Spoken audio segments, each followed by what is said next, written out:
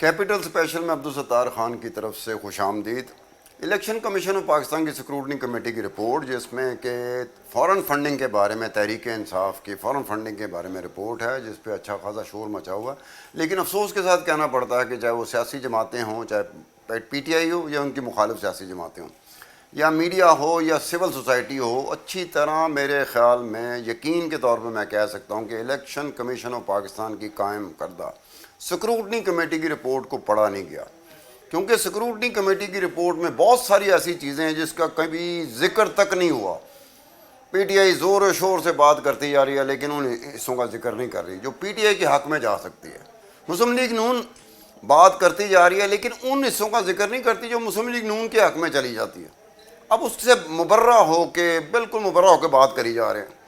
Election commission of Pakistan, چاہے وہ scrutiny committee بنائے یا کوئی بھی کمیٹی بنائے، الیکشن کمیشن آف پاکستان قوانین کے تحت، رولز کے تحت کسی بھی سیاسی جماعت کی جو مشکوک اکاؤنٹس ہوتے ہیں، جو مشکوک فنڈنگ ہوتی ہے، جن کے بارے میں کمپلینٹ ہوتی ہے،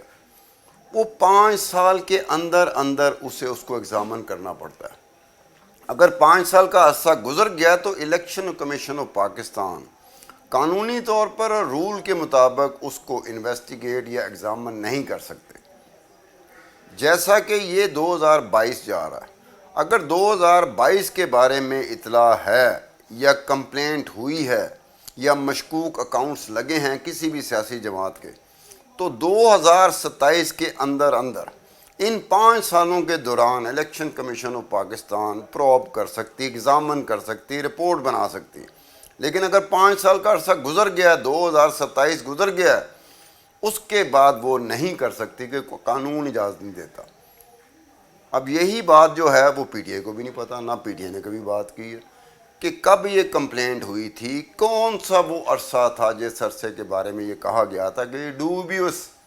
مشکوک ٹرانزیکشن ہے، مشکوک اکاؤنٹس ہیں، پیسے زیادہ آئے ہیں بتائے کم جا رہے ہیں۔ الٹیمیٹلی تو یہ رپورٹ کہہ رہی ہے نا، لیکن اس طرف کسی کا دھیان نہیں گیا۔ اب اسی طرح سے ایک اور چیز ہے کہ جب یہ رپورٹ جنوری 2022 میں، یہ رپورٹ پبلک نہیں ہوئی تھی، لیکن جنوری 2022 میں جو کمپلیننٹ تھے اکبر بابر صاحب، ان کو ایک رپورٹ گئی تھی اور ایک رپورٹ گئی تھی جن کے خلاف کمپلینٹ ہوئی تھی تحریک انصاف، ان کو رپورٹ گئی تھی، اور وہیں سے دونوں ذرائع سے پھر میڈیا کو بھی ملی، لوگوں کو بھی ملی، ہر کے پاس چلی گئی۔ میں نے بھی اس وقت لی تھی، ایک پی ڈی آئی سے لی تھی، ایک نون لیگ سے لی تھی، کیونکہ نون لیگ کے پاس بھی پہنچ چکی ہوئی تھی، پبلک نہیں ہوئی تھی۔